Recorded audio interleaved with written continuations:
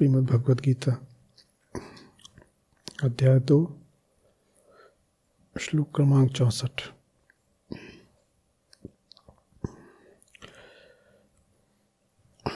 इंद्रिय संयम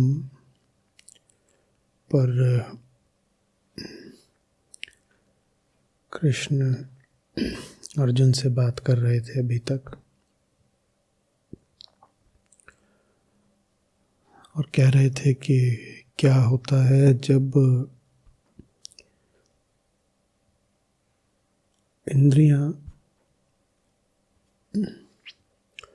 विषयों की संगत को ही प्राथमिकता देने लगती हैं।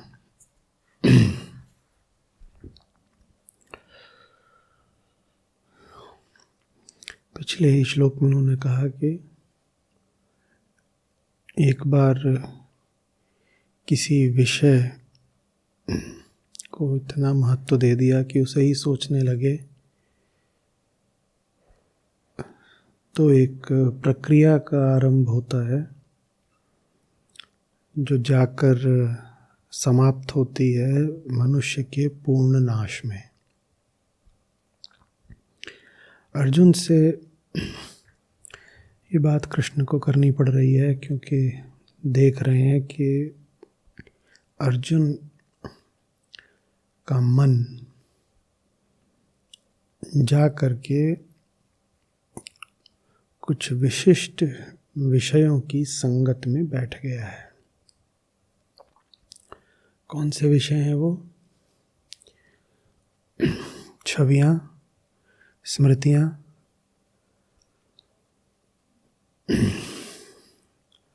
संबंध,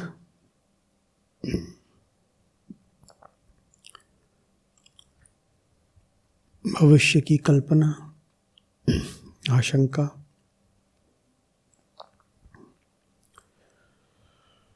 तो अर्जुन को स्पष्ट करते हैं कि अगर इंद्रियां बेलगाम विषयों की ओर जा रही हैं तो उसकी परिणति नाश में ही होती है। यद्यपि साथ ही ये भी बताते हैं कि कछुए की भांति इंद्रियों को अपने भीतर खींच लेने के बाद भी भीतर रस वृत्ति शेष रह जाती है, और वो रस वृत्ति तो फिर इंद्रिय संयम से नहीं आत्मज्ञान से ही जाती है। लेकिन आत्मज्ञान से भी पूर्व इतनी समझ आवश्यक है कि इंद्रियों को, जिसमें सारी कर्मेंद्रियां, ज्ञान इंद्रियां आती ही हैं, मन भी आता है, इनको बेलगाम न छोड़ा जाए।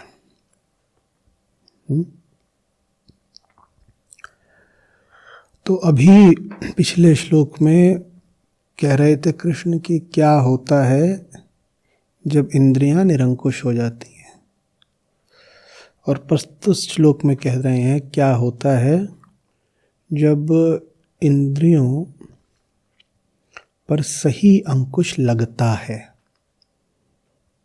ठीक है, क्या होता है जब निरंकुश हो जाती हैं? पिछले श्लोक ने कहा कि व्यक्ति का ही नाश हो जाता है,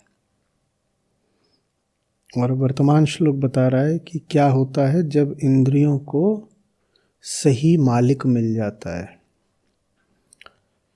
ठीक है, ये इंद्रिय संयम की परिभाषा समझिए, बहुत अंतर है।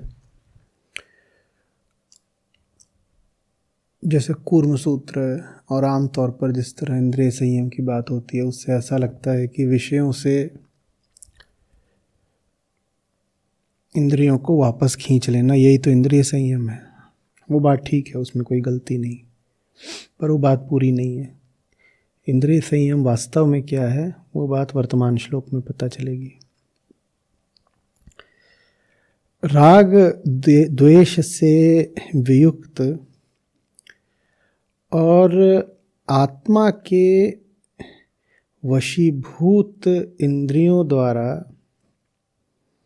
विषयों का उपभोग करके संयतेंद्रिय मनुष्य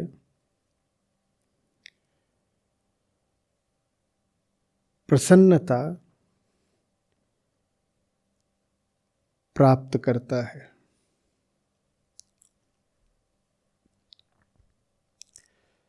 तो इंद्रियों को सही मालिक देना है, इंद्रियों को आत्मा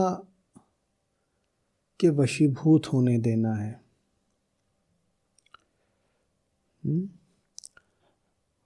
आरंभ में ही कह रहे हैं राग द्वेष से वियुक्त। राग द्वेष दोनों किसके क्षेत्र में आते हैं? प्रकृति। तो प्रकृति से तो वापस खींच लिया इंद्रियों को, ठीक है, भली बात। राग द्वेष से वियुक्त कर दिया इंद्रियों को, और फिर आगे एक बड़ा महत्वपूर्ण उसमें नुक्ता जोड़ देते हैं, आत्मवश्यैः, आत्मा के वशीभूत होनी चाहिए इंद्रियां,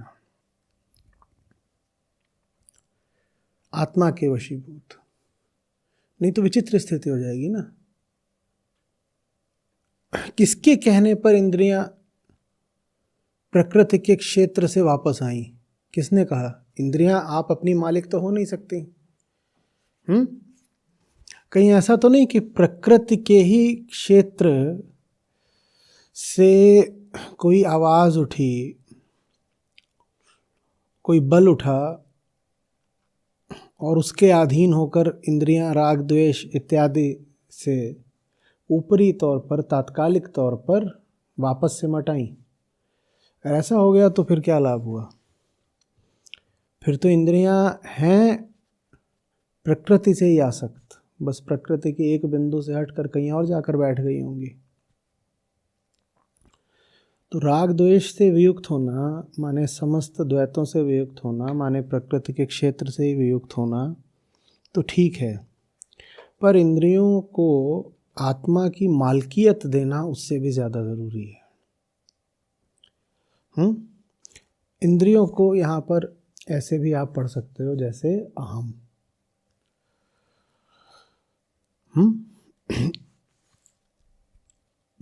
इंद्रियां क्या है? अहम का उपकरण ना, अहम का खिलौना। अहम जैसा चाहता है इंद्रियां वैसा करती हैं। तो खेल सारा फिर इस बात पर सिमट आता है कि मालिक कौन है।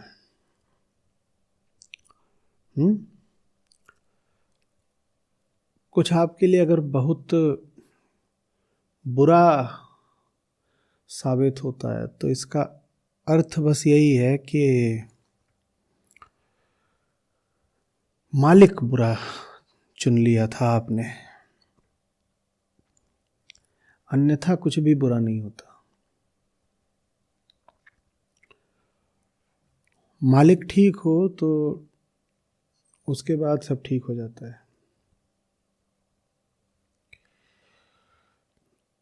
और मालिक कोई ना हो ये संभव नहीं है। अहम जैसा है कोई तो उसका मालिक होगा। आत्मा नहीं है अगर उसकी मालिक, उसकी नियंता, उसकी निदेशिका, तो फिर एक ही विकल्प है, प्रकृति। मालिक कौन है? तो अच्छा और बुरा ये दोनों शब्द आत्मज्ञान में थोड़े तब्दील हो जाते हैं और वहाँ इनका आशय हो जाता है सही मालिक या गलत मालिक। अच्छा माने जब आत्मा मालिक है तो सब अच्छा है, और बुरा माने जब प्रकृति मालिक है तो अच्छा लग भी रहा ऊपर ऊपर से तो मामला है बुराई। और बहुत बुरा है। अगर ऊपर से बेहतर लग रहा है तो फिर और ज़्यादा बुरा है।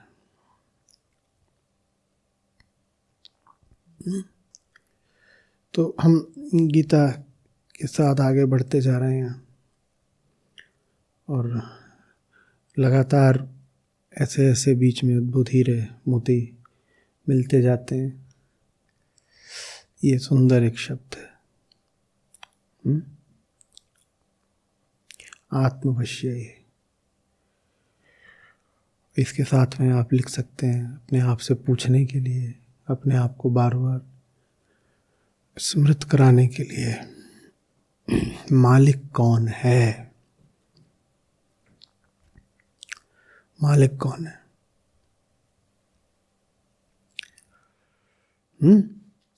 तो जिंदगी में, जीवन के पूरे क्षेत्र में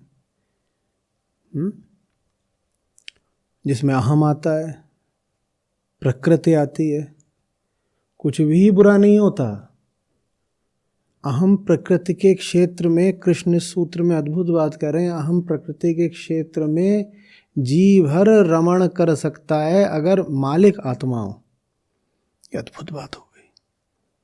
आत्मा का काम आपको प्रकृति से वापस खींच लेना नहीं है। हालांकि हमने अभी तक जिस मॉडल को लेकर यात्रा करी है उसमें यही है कि हम बीच में है और एक तरफ है। क्या हुआ आज? गधा मेरा बैठा हुआ है, आपका मन क्यों बैठा हुआ है? बीच में क्या है? सबकी आवाज बैठी हुई है आज। बीच में क्या है? एक तरफ क्या है, दूसरी तरफ क्या है? तो उसमें ऐसा लगता है जैसे ये एक रस्साकसी चल रही है ना, और अहम को खींचा जा रहा है इधर कभी उधर। मामला उससे थोड़ा ज़्यादा सूक्ष्म है जो हमने मॉडल बनाया हुआ है। वो आरंभिक तौर पर समझने के लिए ठीक है नमूना, पर असलियत उससे थोड़ी भिन्न है। आत्मा में कोई कब्जा करने की वृत्ति थोड़ी होती है। आत्मा के लिए एक सुंदर नाम बताकर मैंने कहा कि उसमें कब्जा करने की, पजेस करने की वृत्ति नहीं होती है। तो आत्मा के लिए एक अच्छा शब्द क्या है? जो आत्मस्थ हो जाता है उसको हम क्या बोलते हैं? क्या हो गया? मुक्त। तो आत्मा तो मुक्त है। आत्मा अगर मुक्त है तो वो अहम को भी क्या देगी? तो अहम आत्मा में जाकर क्या हो जाता है? युक्त माने मुक्त। आत्मा से युक्त माने, तो आत्मा से युक्त होने पर एक अद्भुत काम होता है। प्रकृति में रमण की पूरी छूट मिल जाती है। आत्मा ये नहीं करती कि आपको प्रकृति से उठा करके अपनी जेब में रख ले और बोले अब तुम गुलाम हो गए मेरे, अब उधर नहीं जाना है तुम्हें। उस तरफ दुश्मन देश है, तुम हमारे देश के नागरिक हो और बीच में सीमा रेखा है, बॉर्डर पार मत कर जाना।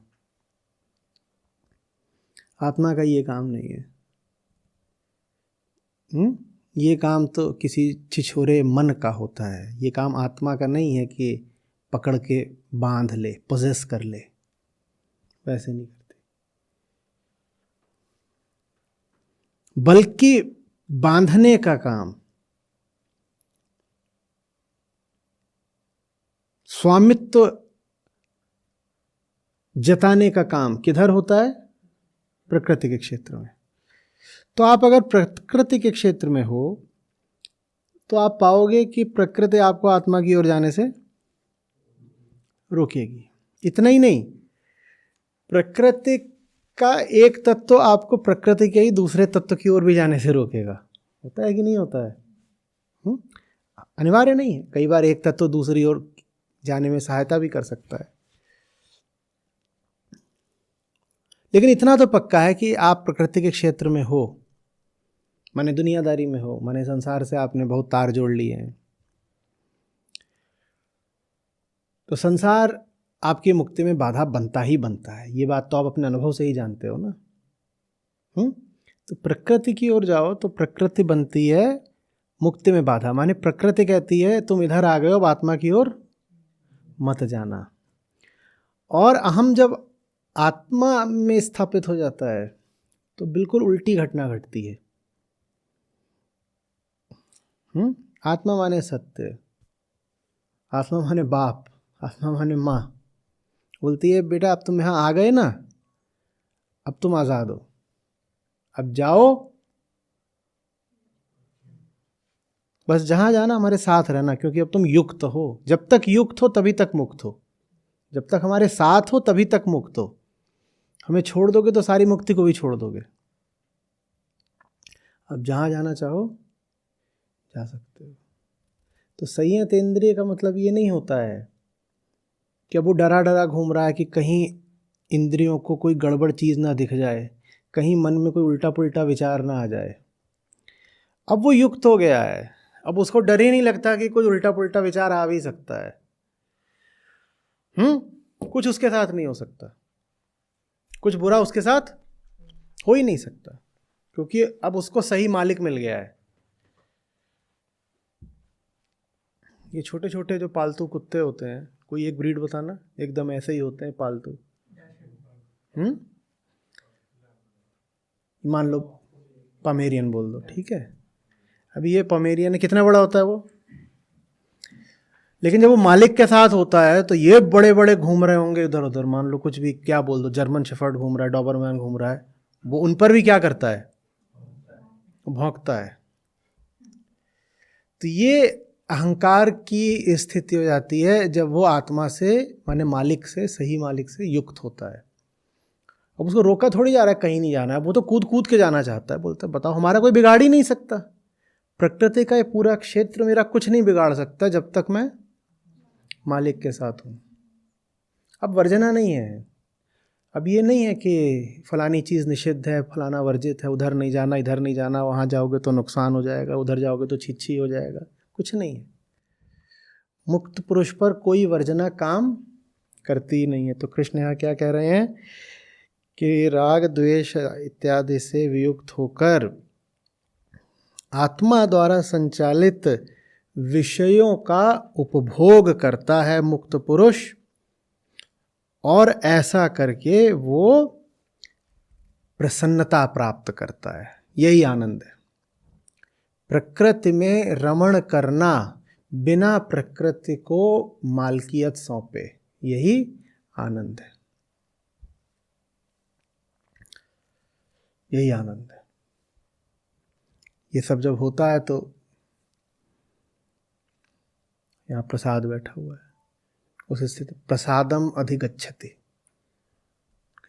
आनंद की ओर प्रस्थान करना।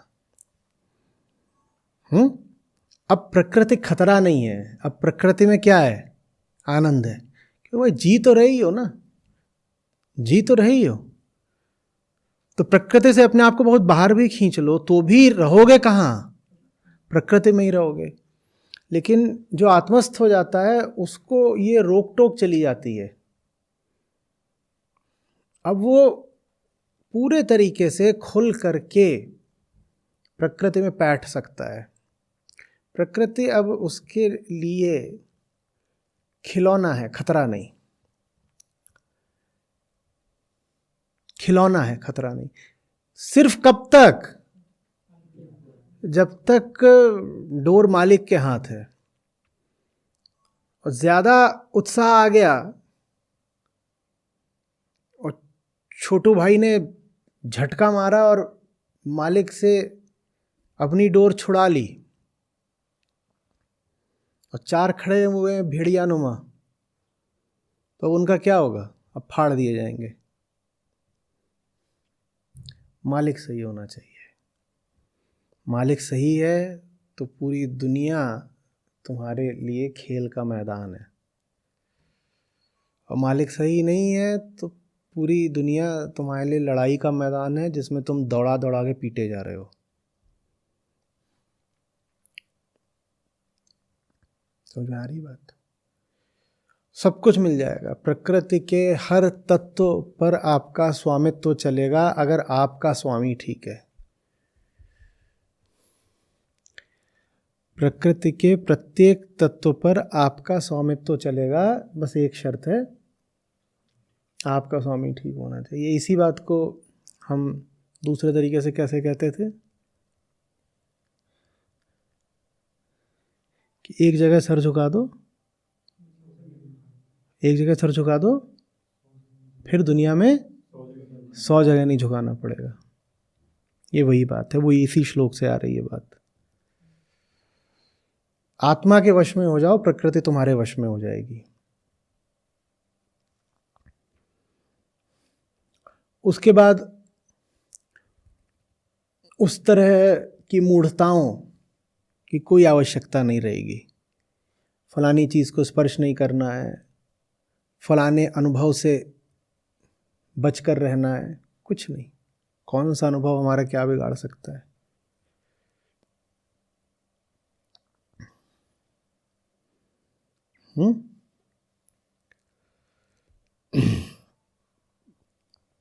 और आत्मा नहीं है साथ में, तो कहने को तो प्रकृति के साथ हो, पर प्रकृति का भी पूरा अनुभव नहीं कर सकते, क्योंकि लगातार डर लगा रहेगा, न जाने कौन सा अनुभव आत्मघाती हो जाए। ये जिनको हम संसारी कहते हैं, जिनके लिए आत्मा कोई मतलब ही नहीं, जो दुनिया में ही डूबे रहते हैं, क्या ये सचमुच संसार का भोग कर पाते हैं? आम संसारी की दुनिया में दुर्गति ही तो होती रहती है, फटेहाल ही तो घूमता, और क्या है? कोई ऐसा थोड़ी है कि वो दुनिया से बहुत आसक्त है तो दुनिया के राजा की तरह दुनिया से रिश्ता रखे। वो आसक्त बहुत है दुनिया से, पर उसकी स्थिति वैसे ही है जैसे सब्जी मंडी में मवेशी घूम रहे होते हैं, कुत्ते घूम रहे होते हैं छोटे मोटे ढाबे के आसपास। तो ये आसक्त तो पूरी तरह होते हैं। सब्जी मंडी में कभी देखा है गाय भैंस बकरी या कुत्तों को देखा है किसी खाने की जगह के आसपास? आसक्त तो पूरे होते हैं, पर वहां उनकी स्थिति क्या होती है? अक्सर सब्जी वाले सब्जी रखते हैं अपने साथ में और एक मोटा डंडा भी रखते हैं, और उस डंडे से क्या करा जाता है? मवेशी की पीठ बजाई जाती है। ये साधारण संसारी की दशा है। उसे दुनिया चाहिए भी, और दुनिया में डंडे से ज़्यादा बहुत वो पाता भी नहीं है। एक आध दो बार कहीं मुंह मार आया, किसी की भाजी खा ली, किसी का आलू खा लिया, और तीसरी बार अब डंडा खा। भाजी खा ली ना, अब डंडा खा। तो कहाँ अनुभव कर पाता है आम संसारी उसी संसार का जिसके लिए उसने आत्मा बेच खाई होती है? तो गड़बड़ हो गई। आत्मा से तो हाथ धो ही लिया, किसको चुन लिया? कहे नहीं, हम तो देखिए दुनियावी आदमी हैं, हमें तो अपनी छोटी सी दुनिया से मतलब है, बहुत बड़े हमारे सरोकार हैं ही नहीं, छोटा सा मेरा घोंसला, मैं तो ये देखता हूँ, मैं तो। भाई तुम्हारा जिन चीज़ों से सरोकार है भी, वहां भी तुम्हारी दशा क्या है? राजा हो हाँ, तृप्त हो हाँ, आनंदित हो हाँ, तुम तो दोनों तरफ से मारे जा रहे हो। आत्मा को त्याग कर आए हो, अगर त्यागा जा सकता है उसे तो। आत्मा को तो पीठ दिखाकर आ गए हो, और प्रकृति में अनादर के अलावा कुछ पा नहीं रहे हो। तो कुछ उल्टी कहानी लग रही है। ऐसा लग रहा है जैसे प्रकृति भी आत्मा के इशारों पर काम करती है। प्रकृति भी कहती है कि जो आत्मा का है उसको अपने ऊपर राज करने दूंगी, और जो उधर का नहीं है वो हमारा भी नहीं हो सकता। तो गड़बड़ हो गई। हम तो सोच रहे थे ये अथवा वाला गणित चल रहा है। अथवा समझते हो? आइदर और, कि या तो आत्मा या प्रकृति। यहां तो कुछ और ही लग रहा है मामला। यहाँ तो ऐसा लग रहा है जैसे आत्मा को शिव बोला गया, प्रकृति को शक्ति बोला गया, तो उनके बीच में कोई संबंध होना तो पक्का है। सोचने वालों ने बहुत सोच करके, देखने वालों ने बहुत देख करके कहा था कि ये दोनों एकदम ऐसा नहीं विपरीत ध्रुव हैं जो आज तक अभी चल रहा था, पूरा नमूना उध्वस्त ही हो गया। ये जो लीनियर मॉडल बनाए जाते हैं ना, तो ये विज्ञान में बहुत दूर तक जाते हैं ना अध्यात्म में बहुत दूर तक जाते हैं। अभी तक तो हमने बहुत आसानी से बना दिया था, यहाँ बीच में खड़े हो, एक तरफ ये एक तरफ ये, तो सब गड़बड़ हो गई। श्री कृष्ण ने एक श्लोक में सब उड़ा दिया।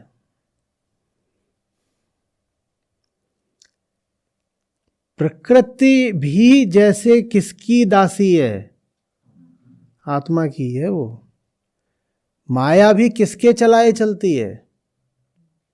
वो भी सत्य के ही चलाए चल रही है। तो बेवकूफ तो हम बने जो दास के दास बन रहे हैं। प्रकृति क्या है? आत्मा की दासी। और हम किसके दास बन रहे हैं? अरे जब गुलामी करनी है तो प्राइमरी करेंगे ना,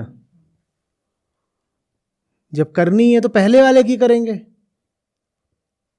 नौकर बनना ही है तो मालिक के नौकर बनेंगे ना, नौकरों के नौकर क्यों बने? ठीक है ना बात कुछ? क्या कि सबूत तो यही दिखाई दे रहा है कि जो लोग आत्मा को छोड़कर प्रकृति की तरफ आते हैं, प्रकृति उनका बड़ा असम्मान करती है। प्रकृति कहती है जब तुम वहां के नहीं हो पाए तो यहां के कैसे हो जाओगे? जब तुम वहां के नहीं हो पाए तो यहां कैसे हो जाओगे?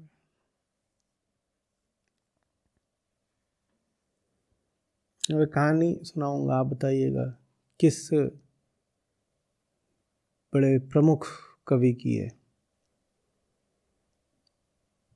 और अगर किसी को उससे संबंधित जो पद्यांश है याद आ जाए तो बता दें, हो सकता है मुझे ही याद आ जाए, अभी तो नहीं लग रहा याद है। तो जाने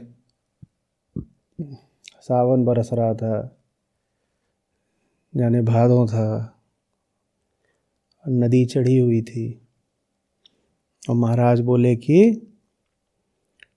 पत्नी से तो मिलना ही मिलना है, पत्नी से तो मिलना ही मिलना है। अब पत्नी वहाँ घर की तीसरी मंजिल पे ऊपर सो रही थी, आधी रात का समय रहा होगा। तो ये चढ़ी हुई नदी को तैर वगैरह के पार कर आए। और फिर जनश्रुति है, कोई जानता नहीं क्या हुआ था, पर हमने सुना ऐसा ही है कि अंधेरा इतना था कुछ दिखाई न दे। तो कहते हैं वहाँ ऊपर खिड़की से एक सांप लटक रहा था। तो महाराज सांप ही पकड़ करके झूल गए और ऊपर जा करके पत्नी के कमरे में दाखिल हो गए।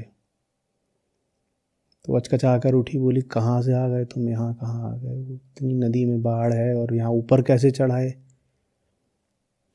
कुछ बोले होंगे तुमने हमारे स्वागत के लिए दुपट्टा लटकाया था, जो भी है। उसका माथा घूम गया। बोली अरे वो अजगर लटक रहा है, सांप लटक रहा है, तुम दुपट्टा। एकदम कुपित हो गई, क्रोध में भर गई। ये क्या हुआ है? ये तो उसी के लिए गए हैं, जान की बाजी लगा कर गए हैं, उसी के लिए गए हैं, जान की बाजी लगा करके गए हैं। सारे विवेक को, माने आत्मा को लगभग त्याग करके किसके पास गए हैं? जिससे काम का और मोह का नाता है, माने प्रकृति के पास गए हैं। किसको छोड़ करके? आत्मा को छोड़ करके। प्रकृति को तो प्रसन्न होना चाहिए कि ये देखो ये मेरा कितना भक्त है पुरुष, सब कुछ छोड़ छाड़ करके, कितनी तकलीफें सह करके, प्राणों की बाजी लगा के मेरे लिए आया है। वो प्रसन्न होने की जगह एकदम भयानक कुपित होकर निकलो यहां से, जियो चाहे मरो। बोले ये जो तुम मेरे शरीर से इतनी आसक्ति दिखा रहे हो ना, बड़ी ज्ञानवान होती है प्रकृति भीतर ही भीतर, सब जानती है। आप ऊपर ऊपर कितना भी स्वांग कर लीजिए, वो तो जानती है ना कि माजरा क्या है, क्योंकि सब कुछ हो तो उसी के क्षेत्र में रहा है, प्रकृति के क्षेत्र में ही। तो पत्नी ने ज़रा ये नहीं कहा कि अरे हम देख रहे हैं कि तुम्हें हमसे बहुत प्रेम है। पत्नी बोली प्रेम वेम कुछ नहीं है, हमारी चमड़ी और हमारे मांस से आकर्षित होकर उसी लालच में यहाँ पे आ गए हो। जो तुम हमसे इतनी आसक्ति दिखा रहे हो, इसका एक थोड़ा सा हिस्सा भी तुमने निष्ठा अगर राम के प्रति दिखा दी होती तो तर गए होते। तो ये सुनने में थोड़ा अटपटा लग रहा है ना। हम तो ऐसा मानेंगे कि पत्नी बहुत प्रसन्न हो जाएगी कि राम को त्याग कर हमारे पास आए हो। नहीं, ऐसा नहीं होता। राम को त्याग कर जब आप प्रकृति के पास जाते हो तो प्रकृति भी आपको ठुकरा देती है। कृष्ण यहाँ कह रहे हैं कि जो आत्मा के वश में हो जाते हैं वो फिर प्रकृति का निर्भय रमण करते हैं। रमण से आगे क्या, तो सीधे सीधे कह रहे हैं, सीधे सीधे प्रकृति का भोग करते हैं। अब जैसे प्रकृति भी अपना हृदय उनके लिए खोल देती है, कहती आओ तुम बढ़िया आदमी हो, अस्थि चर्ममय देह यह तासो ऐसी प्रीति, नेक होती जो राम से तो काहे भव भीति। मेरी अस्थियों से और चर्म से और देह से जो तुम इतनी प्रीति दिखा रहे हो, यही राम से होती तो फिर काहे की भव भीति होती, फिर भव चक्र में काहे को फंसे होते तुम। ये सब अच्छी तरह समझ लीजिए। प्रकृति पर ध्यान दोगे तो वो नहीं मिलेगी, वैसे ही अपमान करेगी जैसे यहाँ हुआ है तुलसीदास का। उसके पीछे जाओगे उसको नहीं पाओगे, राम के पीछे जाओगे। अब यहाँ राम किसको बोल दिया हमने, तो गीता चल रही है, राम कहाँ से आ गए, किसकी बात कर रहे हैं हम, उसी सत्य आत्मा कृष्ण, ठीक है, वो सब एक ही नाम। राम के पीछे जाओगे तो पूरी प्रकृति तुम्हारी हो जाएगी। मामला उल्टा है।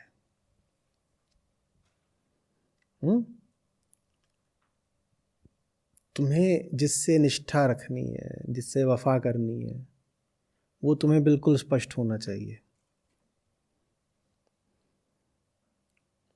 और उसको अगर अपनी कमान, अपनी डोर सौंप दी है तो प्रकृति तो फिर तुम्हें ढूंढते ढूंढते तुम्हारे पीछे आती है।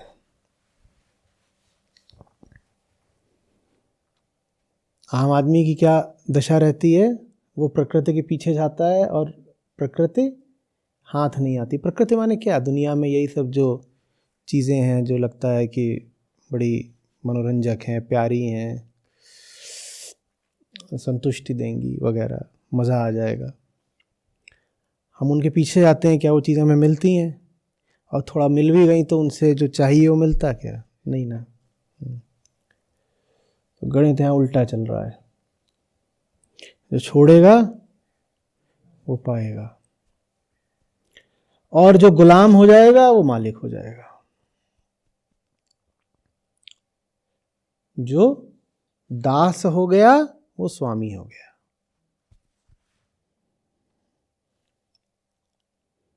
किसका दास? और एक बार दास हो गए तो 100 बार की दासता से मुक्ति मिल गई है। नहीं,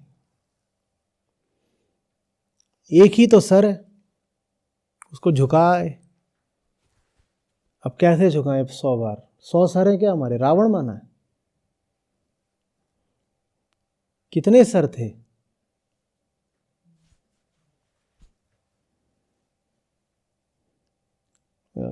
आपकी जवानी की आशिकी की भाषा में कहें तो एक ही तो दिल है, उसको दे दिया, 100 थोड़े ही हैं, एक ही था उसको दे आए हैं, अब हो गया।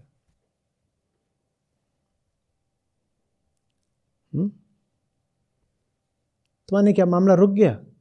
एक दिल था उसको दे आए, अब क्या आगे कुछ होता ही नहीं? नहीं होता है। क्या होता है? दी हुई चीज को ही बार बार देते हैं, दिल एक ही है पर उसको हर रोज फिर से देते हैं।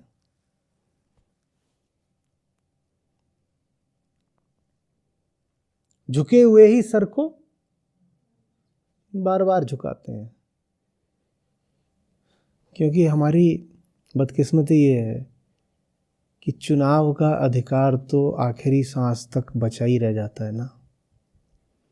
सर झुक भी गया हो तो ये अधिकार तो जाता ही नहीं कि झुका हुआ सर भी कभी फिर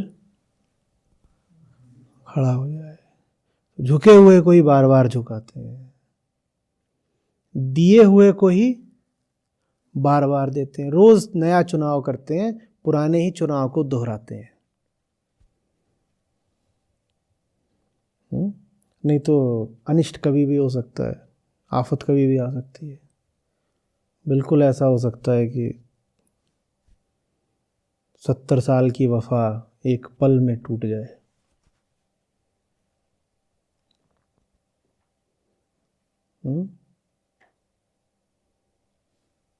बहुत महत्वपूर्ण सूत्र है।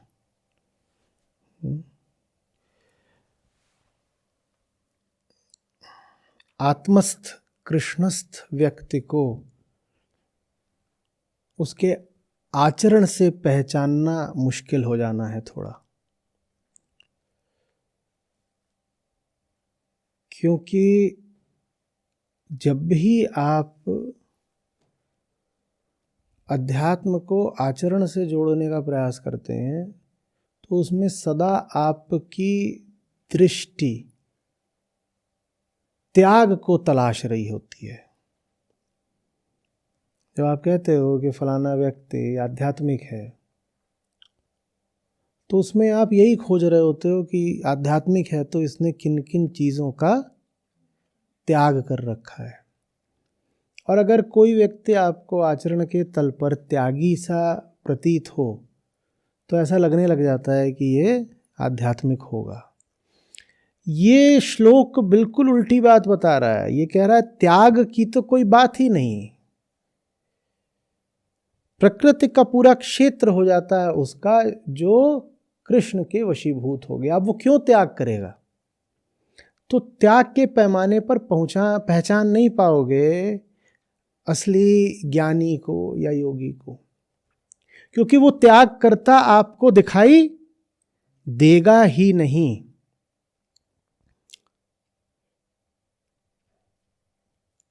संसारी की विवशता है त्याग।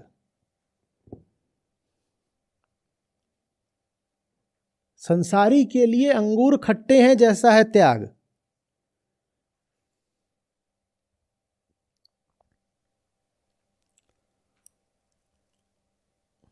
लेकिन जो बात आत्मस्थ पर लागू होती है उसे आत्मस्थ तक ही सीमित रखना। ये ना करो कि कहने लग जाओ कि इंद्रिय संयम की आपके लिए भी कोई महत्ता नहीं है। इंद्रिय संयम की महत्ता निश्चित रूप से है। इंद्रियों को वापस खींचिए ताकि आत्मा में प्रतिष्ठित हो सके। लेकिन जो आत्मा में प्रतिष्ठित हो गया अब उसका मन और इंद्रियां मुक्त हो जाते हैं प्रकृति में स्वच्छंद विचरण करने के लिए। तो ये दो विपरीत बातें हैं। आप पर कौन सी लागू होगी इस पे निर्भर करता है कि आप कौन हैं। आप यदि आत्मस्थ हैं तो आपको प्रकृति में रमण की भोग की पूरी छूट मिल गई है। प्रकृति हमने कहा अब आपके खेलने का मैदान है, वहां आपका अब कोई नुकसान नहीं हो सकता। लेकिन अगर आप आत्मस्थ नहीं हैं तो प्रकृति आपके शिकार का मैदान है, जहां आप नहीं शिकार करते, आपका शिकार होता है। तो आत्मस्थ हुए बिना प्रकृति के मैदान में निर्भीक उतर पड़ोगे तो फाड़ डाले जाओगे। पोमेरियन को याद रख लेना, मालिक के साथ उतरेगा वो प्रकृति में तो शेर की तरह रहेगा, और मालिक का पट्टा स्वीकार करे बिना वो जर्मन शेफर्ड के एक झुंड के सामने आ गया, मतलब मैं हूं, फाड़ दिया जाएगा।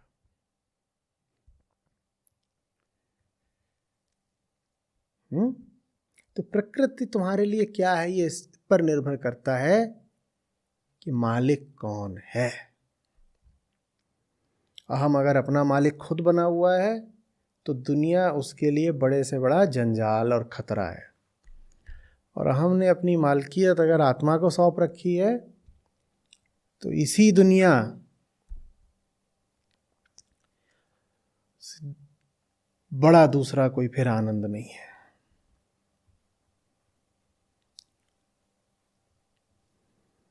कुछ आ रही बात समझ में?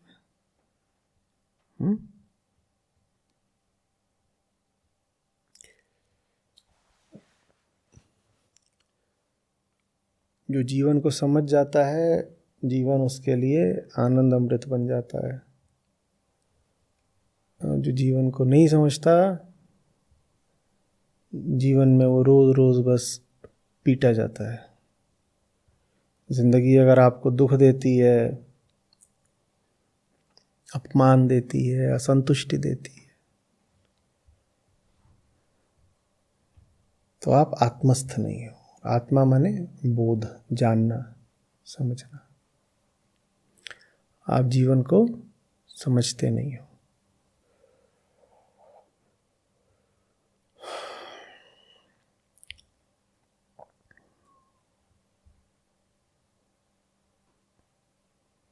स्पष्ट हो रही है बात?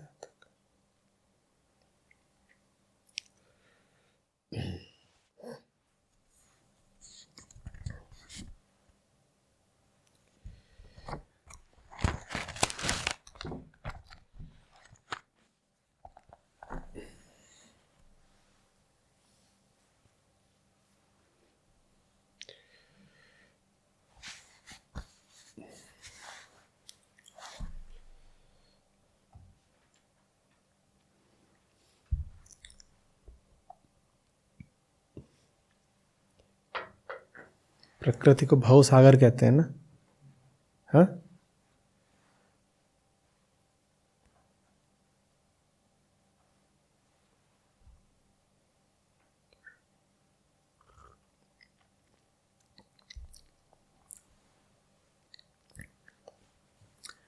उसी को पार करने के लिए अहंकार को मान लो कि जैसे एक नाव है।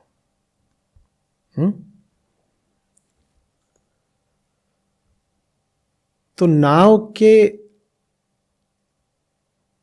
अंदर बस होना चाहिए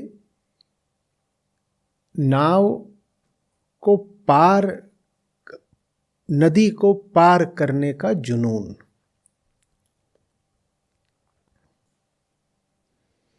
नाव के बाहर क्या होना चाहिए? पानी होना चाहिए भाई, कुछ और होगा तो दिक्कत हो जाएगी। नाव के बाहर तो होना चाहिए प्रकृति का पूरा, लेकिन नाव के भीतर क्या होना चाहिए? चप्पू है, खेया जा रहा है, बस प्रेम होना चाहिए। किसके प्रति?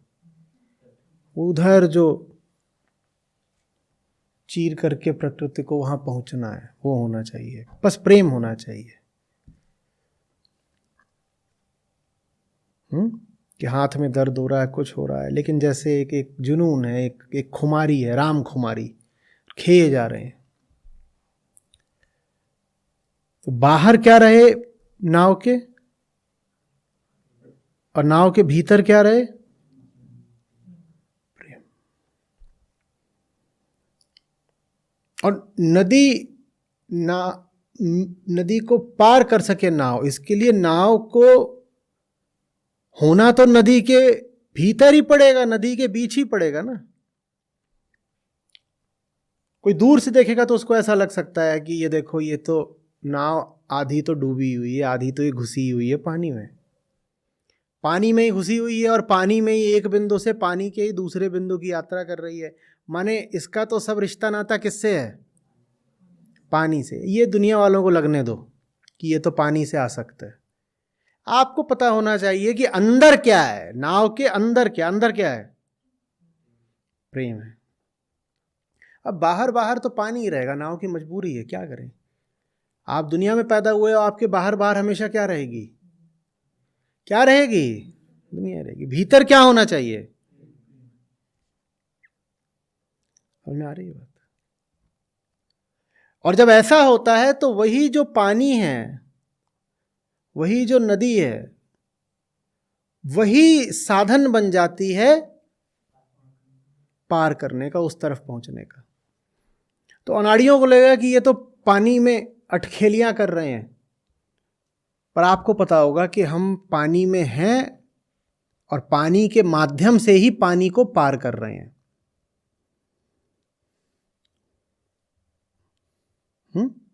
और फिर आनंद भी रहता है, आनंद भी रहता है। लोग नौकायन करने खास तौर पर जाते हैं नदियों के पास, कहते हैं आओ बोटिंग करेंगे। वो सब तभी तक ठीक है जब तक पानी कहाँ है। अब दूसरी स्थिति फिर देख लो, हंसी पड़े हो तो। अब पानी बाहर की जगह आ गया नाव के अंदर, अब क्या होगा, अब नाव का क्या होगा, डूब गई। तो तुम्हारा और प्रकृति का भी वही रिश्ता। जब तक प्रकृति बाहर है, क्या मजा आता है बोटिंग में, राफ्टिंग में, चाहे भी जो भी है। और एक बार उसको अपने भीतर आने दिया तो बन जाता है टाइटैनिक। जब तक बाहर था पानी, तब तक क्या मस्त अंदर प्रेम कहानी चल रही, नाच गाना चल रहा है, हैं? और जैसे ही पानी अंदर घुसा, सब खत्म। तो यही रिश्ता रहे प्रकृति से।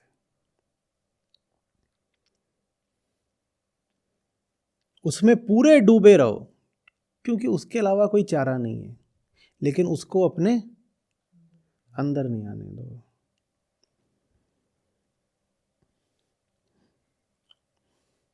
और त्यागियों वाली मूर्खता मत कर लेना कि जहाज को ले जा करके समुद्र से बाहर खड़ा कर दिया है कहीं, बोले नहीं देखो पानी को स्पर्श करना गंदी बात होती है। त्यागी जहाज है। जहाज न तो बंदरगाह के लिए बना होता है और न ही तट पर सूखा खड़ा रहने के लिए बना होता है। जहाज काहे के लिए बना होता है, जहाज बना ही इसीलिए है कि भवसागर पार करे। अब तुम समझ लो तुम काहे के लिए बने हो, जीवन का उद्देश्य क्या है। जीवन का ये नहीं उद्देश्य है कि कोरे कोरे पैदा हुए थे और कोरे ही कोरे मर गए। गोता तो मारना ही पड़ेगा, गीला तो होना ही पड़ेगा, डूबना तो पड़ेगा ही पड़ेगा। ऐसी नाव किस काम की जो ऐसे ही किनारे बंधी रहती है हमेशा। देखिए कई होती हैं ऐसी टूटी फूटी मरियल नाव सड़ी, वो हमेशा किनारे पे ही बंधी रहती हैं। उनकी कोई इज्जत, उनका होना सार्थक हुआ कोई, बेकार। तो ऐसी नाव बनना है। ज्यादातर ऐसी नाव आध्यात्मिक कहलाती हैं।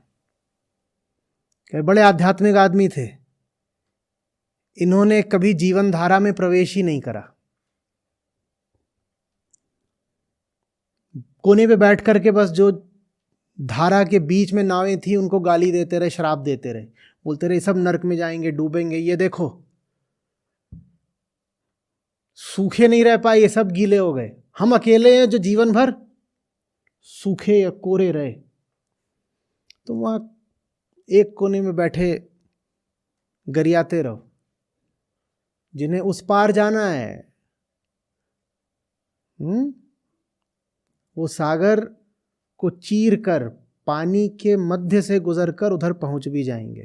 तो वे बाहर बाहर से लगता रहेगा कि वो गीले हैं, भीतर ही भीतर उनके पास बस पार करने का जुनून है, श्रद्धा है, प्रेम है, धृति है।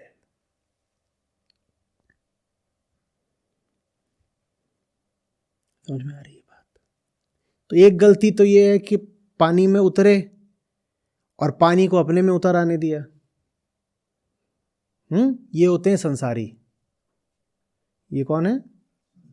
ये पानी में गए और पानी इनमें गया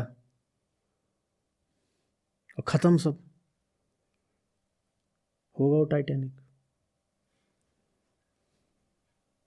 और दूसरे होते हैं त्यागी। इनको गुरुजी ने बताया था कि पानी पाप है, तो ये जीवन भर वहां कोने में प्यासे मरे। लेकिन अकड़ इनको पूरी रही कि देखो हमने आज तक पानी की एक भी बूंद को स्पर्श नहीं करा है, एकदम कोरे कुंवारे हैं। अभी आप तय कर लो दोनों में ज्यादा बड़ा मूर्ख कौन है? एक नाव है जिसको तमीज ही नहीं थी सागर पार करने की, तो वो चली और सारा पानी उसने अपने अंदर उड़ेल लिया और डूब मरी। एक तो इसका अभाग, और दूसरी अभागी नाव वो जो पानी को पाप मान के, जो प्रकृति को, संसार को, जीवन को स्पर्श मान के लगातार जीवन भर बंधी रही तट पर ही। इसने कभी प्रवेश ही नहीं करा धारा में। अभी आप देख लो दोनों में ज्यादा अभागी कौन है? हमें नहीं पता कौन है। हमें तो ये पता है कि राम बचा इन दोनों स्थितियों से। न वैसा होना है न वैसा होना है, तो फिर कैसा होना है? क्या बोल गए कृष्ण भी? कैसा होना है? अरे उतर पड़ो ना।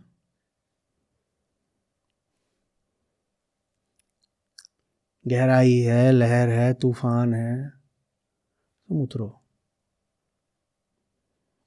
कुछ नहीं बिगड़ेगा नाव का जब तक उसमें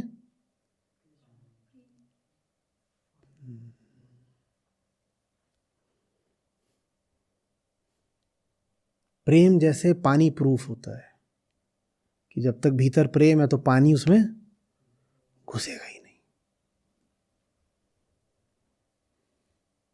और कोई नाव आज तक डूबी है जब तक उसमें पानी ना घुसा हो? कुछ भी हो जाए, नाव के डूबने की वजह तो एक ही होती है हमेशा, क्या? उसमें पानी घुस गया। आते रहे जितने थपेड़े आते हैं, पानी इसमें नहीं घुसने देंगे, क्योंकि यहाँ पहले ही मालिक बैठा हुआ है। जब मालिक यहाँ पहले ही भीतर बैठा हुआ है तो नो वैकेंसी। पानी कहाँ से आ जाएगा? जगह ही नहीं है। बात आ रही समझ में?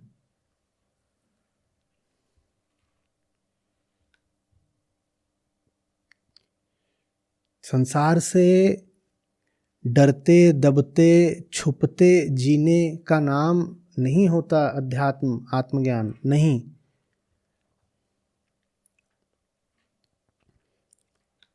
आम व्यक्ति तो जीवन के अनुभव भी नहीं ले पाता है। बताओ क्यों?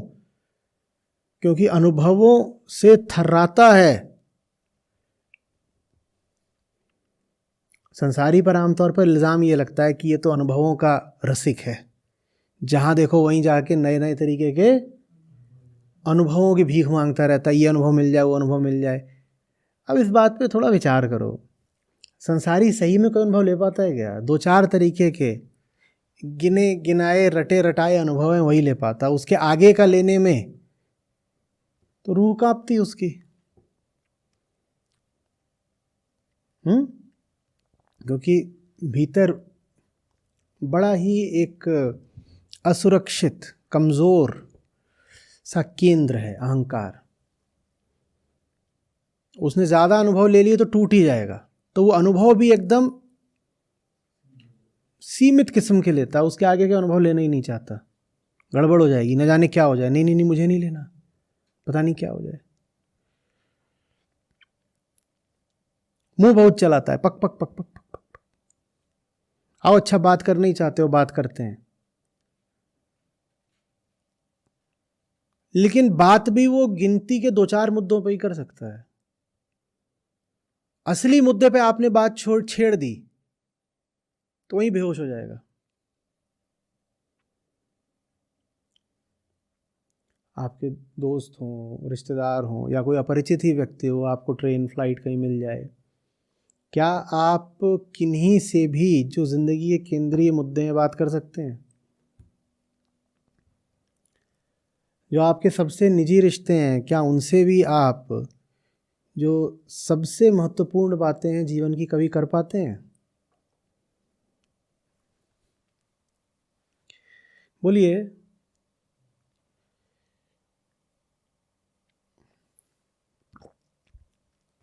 कर पाते हैं क्या? हाँ, और सब बातें ठीक है, चाय के साथ बिस्कुट कौन सा लोगे, खारा कि मीठा, इस पे आधे घंटे तक बहस हो सकती है, घर में होती भी है। कभी किसी केंद्रीय मुद्दे पर बात हो सकती है, नहीं हो पाएगी, वो अनुभव तोड़ देगा दोनों ही पक्षों को। तो संसारी वो है जो संसार के अनुभव भी नहीं ले सकता डर के मारे। संसारी कौन है? जो संसार से ही डरता है, तो कौन सा अनुभव लेगा वो?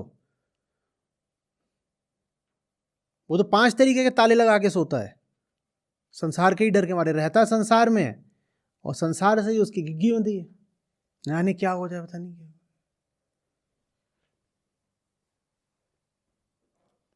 अभी सत्र खत्म होगा, मान लो मैं कहूँ मुझे भूख लगी है, रात में 1-2 बजे मैं बाहर निकल पड़ूँ कि कुछ खाना है, कुछ मिलेगा थोड़ी।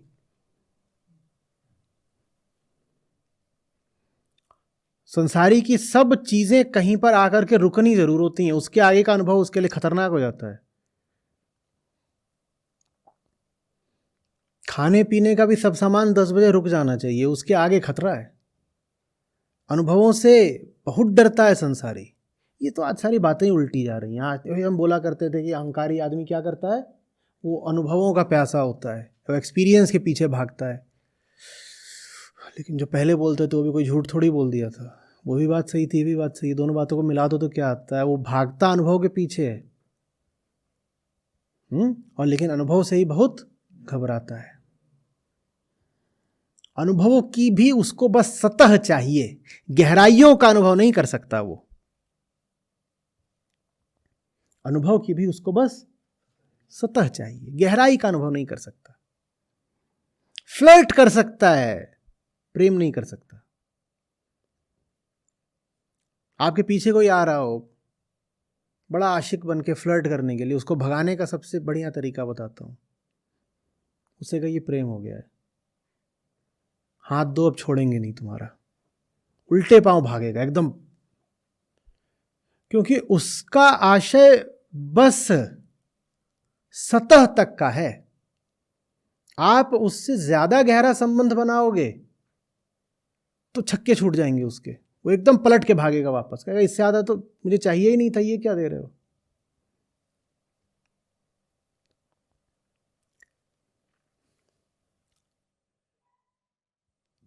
किसी से उसकी सतह तक की बात कर लो, उसकी खाल तक की बात कर लो, ठीक है। तुमने आत्मा की बात करनी शुरू कर दी, वो व्यक्ति नाराज हो जाएगा। ये संसारी है।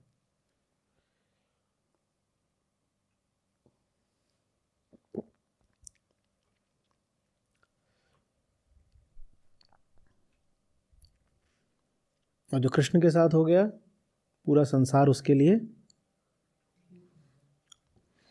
तो आप कृष्ण के साथ हैं या नहीं, वो जानने का फिर ये एक सूत्र, एक मापदंड हो गया। क्या? कि पूरा संसार आपके लिए खुला है या नहीं खुला है, या आप अनुभवों के छोटे छोटे वृत्तों में सीमित हैं, कि आपका पूरा जीवन अनुभव के 4x4 के कमरों में बीत रहा है। कि जैसे पूरी पृथ्वी उपलब्ध हो जीने के लिए, अनुभव के लिए, और आप जी किस में रहे हो? हाँ, ऐसे ही 2 4 5 कमरे हैं छोटे छोटे, और आप उनमें जी रहे हो और उन्हीं को कह रहे हो ये तो मैं जीवन का अनुभव ले रहा हूँ। तुम ले कहाँ रहे हो? तुम्हारी हिम्मत ही नहीं है उन दीवारों का अतिक्रमण करने की। तुम उन्हीं के भीतर जो अनुभव ले रहे हो, और उसके बाहर के अनुभव में तो तुम्हारी जान सूख जाती है।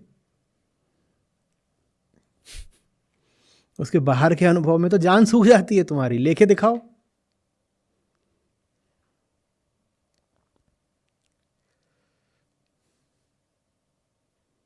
कोई बोले मिलेंगे, बोलो मिलेंगे ही नहीं, अब 4 दिन साथ रहेंगे, तो कैसे भागेगा? हिंदुस्तान है, यहाँ तो कई बार आपको अपने प्रांत के बाहर के लोगों से बात करने का ही बहुत अनुभव नहीं होता। कुछ अभागे तो ऐसे होते हैं जिन्होंने जीवन में 70-80% बातचीत भी अपनी जात के ही लोगों से करी होती है। तुम्हें क्या अनुभव है बताओ ना।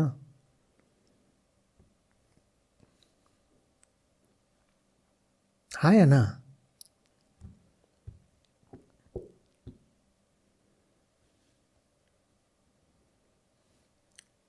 क्या खाया रोटी दाल के अलावा आज तक? क्या अनुभव है?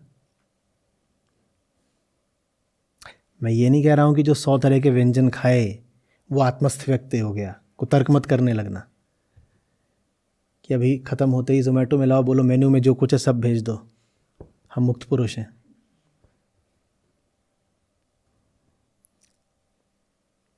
पर अनुभव माने कहाँ? क्या अनुभव करा है आपने? जीवन जितनी तरीके की संभावनाएं पेश करता है, उनमें से कितनों को भुना पाए हैं आप?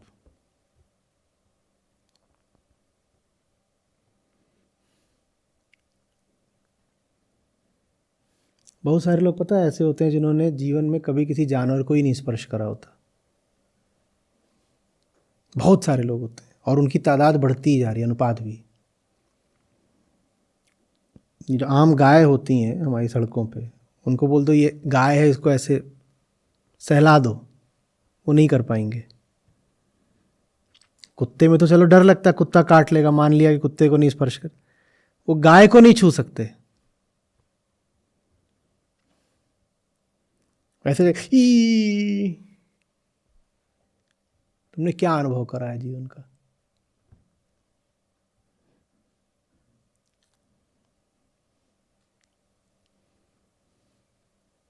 मुझे पता भी है कि किसी पशु का, कोई भी पशु, उसके माथे पे जब हाथ फेरते हो तो आंखें बंद कर लेता है। तुम्हें अनुभव हुआ कभी? कुत्ता हो, खरगोश हो, बकरी हो,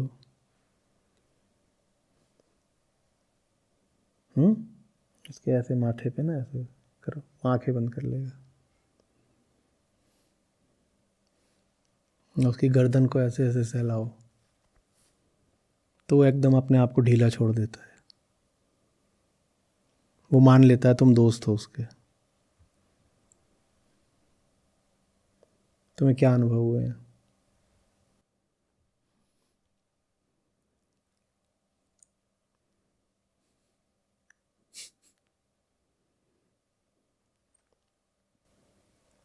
बारह साल पहले की बात होगी, ऋषिकेश में एक नीर झरना है, अब तो उसको बहुत बना दिया, डेवलपमेंट के दिन है भाई। पहले वो ज़रा प्राकृतिक था, सीढ़ियाँ तब भी बनी हुई थी, पर इतना सीमेंट नहीं था तब उसमें, तो पूरा ही कर दिया सब। तो उसमें कम लोग जाते थे तब। तो एक बार ये शिविर के दिन थे, तो अपने सब लोगों को साथ लेके मैं वहाँ नीचे पहुँचा कि ऊपर जाएंगे। खाली ही पड़ी हुई थी पूरी जगह। नीचे बस एक मैगी वाला था जो बंदरों से लड़ रहा था। बड़ा वहाँ मज़ेदार था। उसके पास मैगी थी और फ्रूटी थी, और फ्रूटी में जो उसका वो होता है, क्या बोलते हैं, हाँ, स्ट्रॉ, वो स्ट्रॉ नहीं होता था। स्ट्रॉ सारे उसने निकाल के अलग रख दिए थे। पूछो क्यों? बोलते बंदरों को दूर रखने के लिए। बोलते बंदर लेके जाते हैं, स्ट्रॉ से ही पीते हैं। उनकी इतनी लत लग गई है, लेके जाते हैं, स्ट्रॉ डालते हैं, फिर पीते हैं। तो स्ट्रॉ अलग रख दो तो नहीं लेके जाते। एकदम 12 साल पहले का याद आ गया। तो उसका मैगी और फ्रूटी रखी थी। तो वहाँ और लोग कुछ जमा थे, तो हम सब वहाँ खड़े थे, तो हम लोगों को देख के आ गए। फिर उन्हें पता चला कि हम भी ऊपर ही जा रहे हैं, ऊपर से नीचे नहीं आए हैं। तो इधर उधर पूछने लगे। वो बोलते हैं ऊपर क्राउड कैसा है, ऊपर क्राउड कैसा है। और वो बात मेरे एकदम छप गई कि ये ऊपर झरने पर जाने के लिए नीचे वालों से पूछ रहे हैं कि ऊपर क्राउड कैसा है। ये संसारी के अनुभव की दशा होती है। अकेलापन उससे बर्दाश्त नहीं होता। उसे भीड़ का अनुभव है तो उसे भीड़ का ही अनुभव रखना है। कुछ नया वो होने ही नहीं देगा। वो नई जगह पर भी गया है, वो हिमालय पर भी गया है, तो वहां पर भी अपना पुराना ही अनुभव तलाश रहा है भीड़ का। वो दिल्ली की भीड़ से गया है, कहाँ, वहां हिमालय पर गया है दिल्ली की भीड़ से। पर नए अनुभव से उसको इतना खौफ है कि वहां नई जगह पर भी तलाश वो पुराना अनुभव ही रहा है कि ऊपर क्राउड कैसा है, ऊपर क्राउड कैसा है। हमें उन्हें उसका ऐसा मुंह देखा, हमारी प्राकृतिक शक्लें देख के वो सब भाग गए। बोले जंगली टाइप लोग हैं, ऊपर जा रहे हैं, ज़रूर ऊपर कुछ स्कैंडल है। फिर वो कोई आए नहीं, और फिर हम लोग वहाँ पर स्वेच्छा से झरने में बैठ के स्नान भी कर पाए, बात भी कर पाए।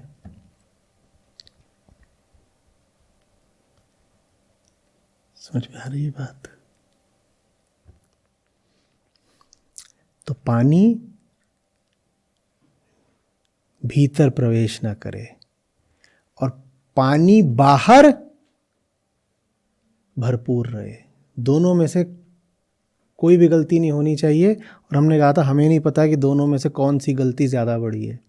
एक गलती ये है कि पानी, और दूसरी गलती ये है कि पानी बाहर भी नहीं रहा।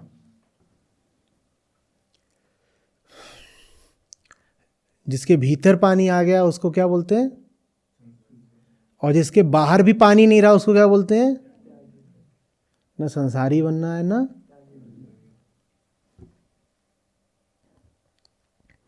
अपनी तो राम की नाव होनी चाहिए।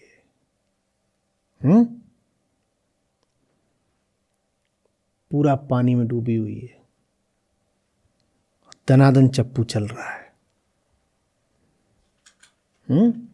मंजिल की ओर भी बढ़ते जा रहे हैं और नौका विहार का आनंद भी मिल रहा है। डबल मजा कि नहीं? मंजिल भी पास आती जा रही है और नौका विहार का माने बोटिंग का मजा भी पूरा मिल रहा है।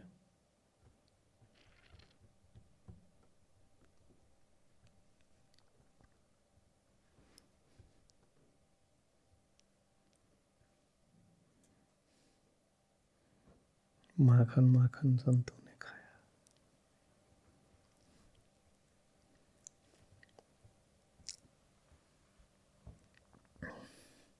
इस तरह प्रसन्नता प्राप्त करते हुए सभी दुखों का नाश हो जाता है। ये क्या हो रहा है? अध्यात्म में प्रसन्नता की बातें हो रही हैं। हाँ, इस तरह प्रसन्नता प्राप्त करते हुए सब दुखों का नाश हो जाता है। और ऐसे प्रसन्न चित्त व्यक्ति की प्रज्ञा जल्दी ही आत्मा में स्थापित हो जाती है, स्थिति लाभ करती है।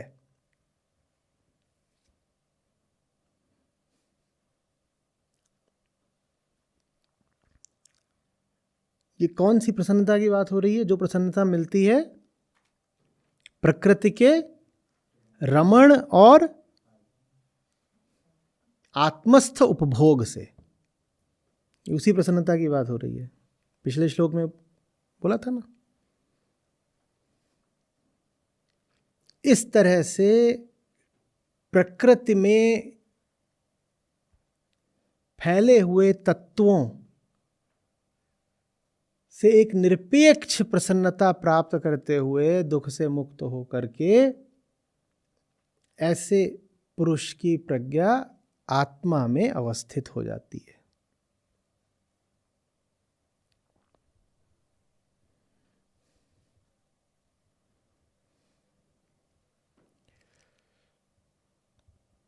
कितने आत्मस्थ हो, इसका प्रमाण इसी से है कि संसार से आपका संबंध कैसा है। प्रतिदिन जीवन के आपके अनुभव कैसे हैं। संसार माने जीवन ही तो, जीवन में सुबह से शाम तक जो अनुभव हो रहे हैं, और जो आत्मा के वश में है उसको सुबह से शाम तक जो अनुभव होंगे वो आनंदप्रद होंगे। अनुभव आनंदप्रद नहीं है इसका मतलब आपने कोई बहुत मक्कार मालिक पकड़ रखा है।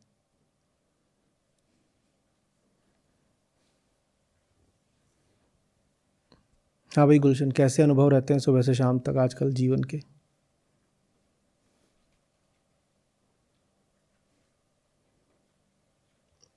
मालिक कौन है?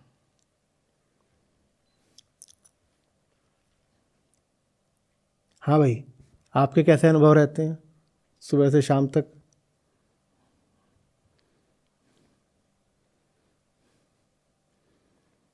कैसे रहते हैं, कैसे रहते हैं? कृष्ण तो यहाँ बोल रहे हैं कि जो आत्मा के वश में होके चल रहा है, प्रकृति उसके लिए है कौन सा मैदान? खेल का मैदान।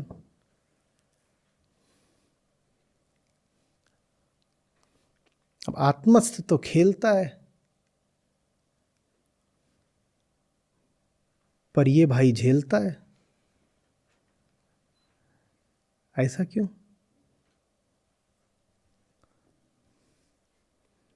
जीवन को अगर अपने लिए तुमने यातना यंत्रणा बना लिया, बोरियत की एक अझेल कहानी बना लिया, तो कौन जिम्मेदार है? कौन कौन जिम्मेदार है? नाव के भीतर स्विमिंग पूल बना रखा है, ये सलाह किसने दी थी तुमको?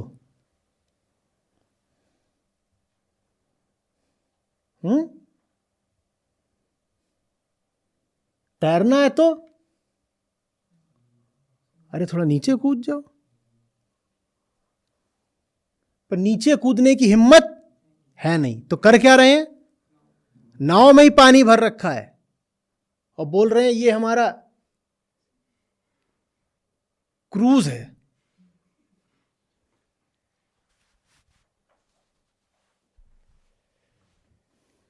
अब समझ में आ रहा है कि ज्ञानियों ने क्यों बोला है सफरिंग इज सिन।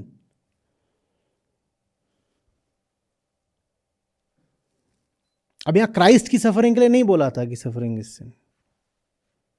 आम आदमी जो ये दिन रात फुटकर कष्ट झेलता है, जो महाकष्ट है वो तो झेलने का तुम जिगर ही नहीं दिखाते। महाकष्ट कौन सा? जिसमें महामुक्ति मिल जाती है, वो तो कष्ट झेलना ही नहीं है। लेकिन ये जो दिन भर लानतों वाले कष्ट झेलते हो, कुछ पाप ही है तभी झेलते हो। सफरिंग इज सिन।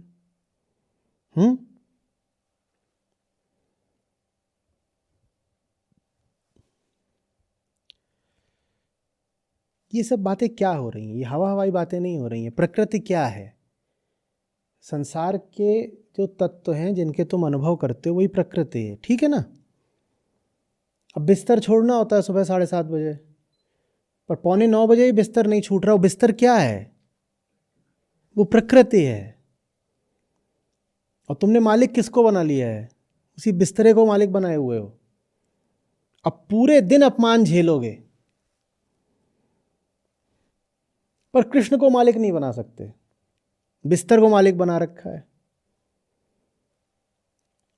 और बिस्तर की गुलामी करने के लिए अपमान भी सहोगे, झूठ भी बोलोगे, अपनी ही नजरों में गिरोगे भी, सब कुछ करोगे।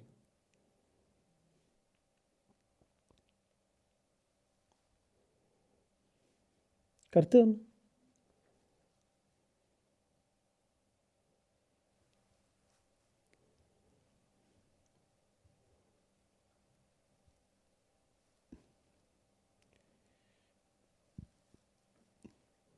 तो दिन भर जो सफरिंग है वो इसी सिन की वजह से है ना, कि कृष्ण नहीं है मालिक। कौन है मालिक? बिस्तर मालिक है, झूठ मालिक है,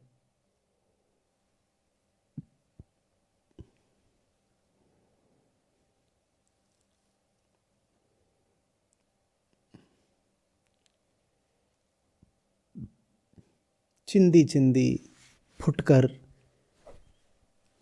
सुख के चीथड़े बिनते हो।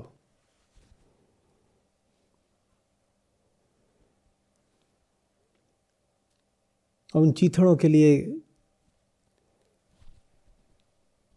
कितनी बड़ी कीमत चुकाते हो।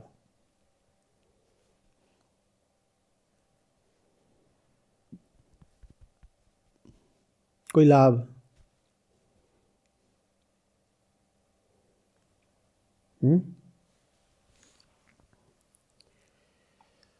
एक आनंदित जीवन असंभव क्यों है, ये बता दो। गरिमा का, आनंद का एक निर्भीक जीवन असंभव क्यों है? डिग्निटी और जॉय आपके लिए इतने इम्पॉसिबल क्यों होने चाहिए?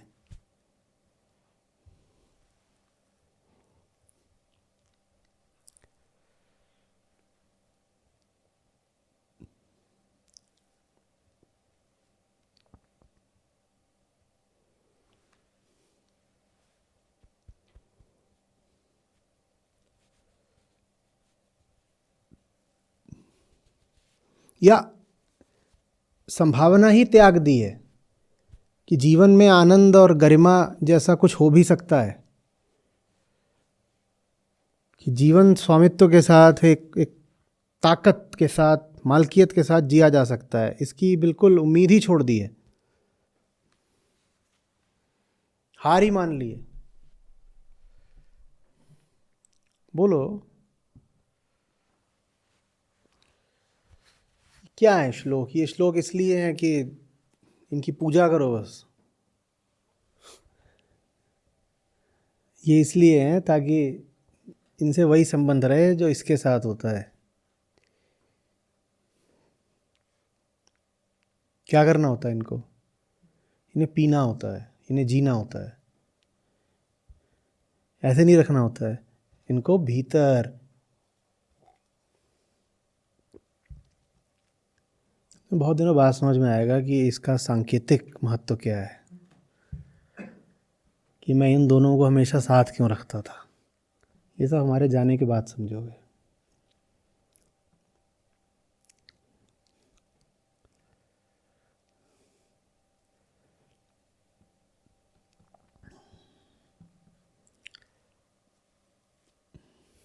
ये दुरदुराए जाने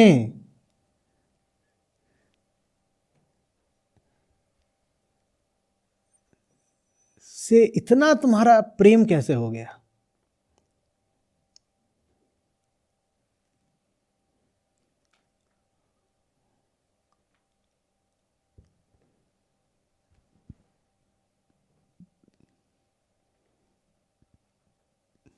और कुल मिलाकर के मूल भूल बस एक, क्या? मालिक गलत है। उसी को अमानत में खयानत भी बोलते हैं।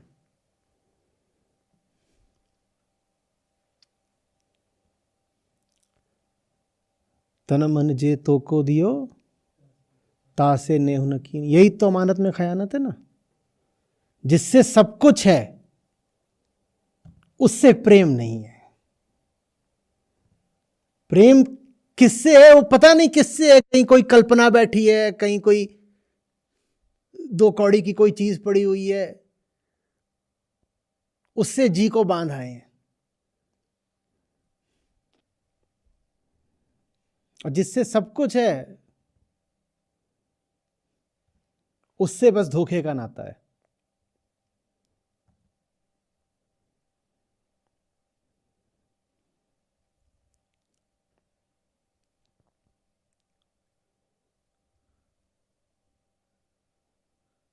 क्यों भाई?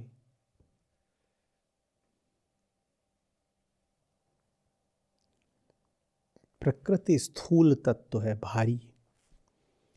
तुम में इतनी काबिलियत नहीं है कि उसको तुम अपने भीतर ले लो तब भी बचे रह जाओ, आगे बढ़ पाओ। पर जो भारी तत्व होता है उसके साथ सहूलियत ये होती है कि उसमें बॉयंसी खूब होती है। जो चीज़ जितनी भारी होगी ना उस पर तैरना उतना आसान होगा। तो प्रकृति तैरने के लिए अनुकूल है क्योंकि भारी तत्व है ना, स्थूल। प्रकृति पीने के लिए अनुकूल नहीं है। पीने के लिए तो कुछ चाहिए जो जरा हल्का हो भाई। भारी चीजें ले तो क्या हो जाता है, हाजमा खराब हो जाता है। पीने के लिए तो यही अनुकूल है। तैरो प्रकृति पर और पियो कृष्ण शब्द को।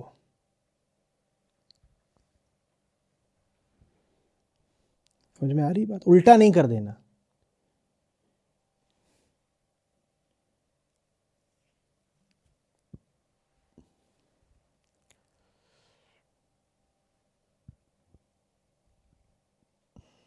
बताइए प्रश्न।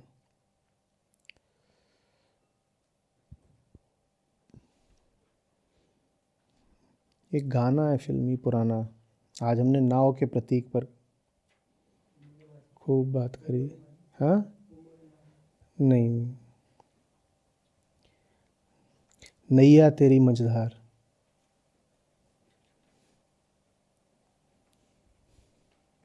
लगा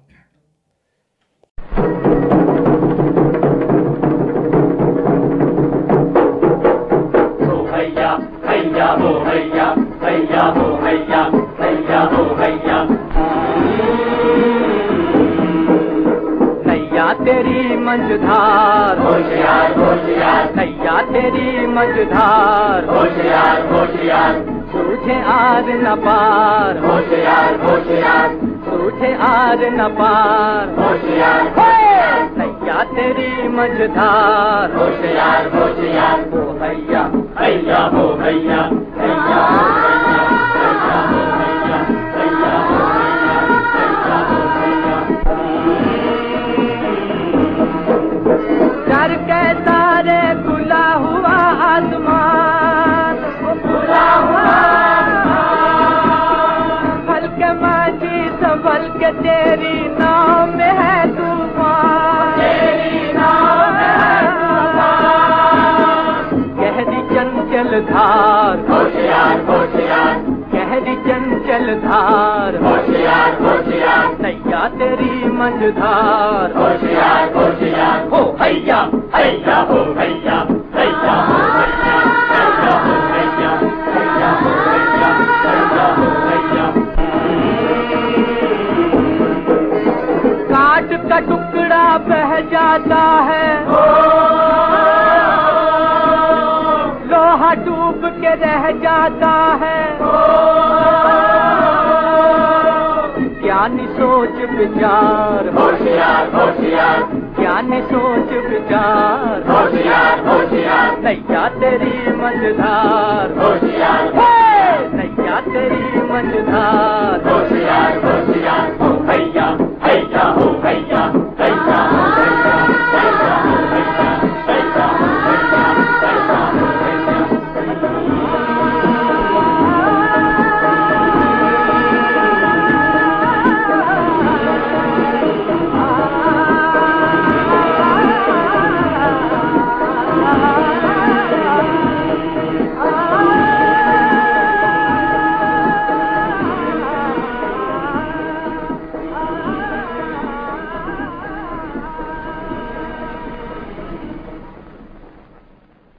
जो इसमें काम की पंक्ति थी वो पकड़ी किसी ने क्या?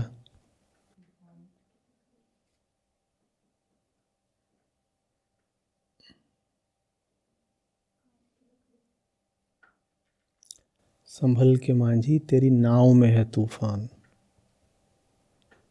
बाहर जो कुछ है वो तो ठीक है, बहुत फर्क नहीं पड़ेगा, नाव बनी ही है पानी में बढ़ने को। नाव डूबती तब है जब तूफान भीतर होता है, नाव के भीतर होता है।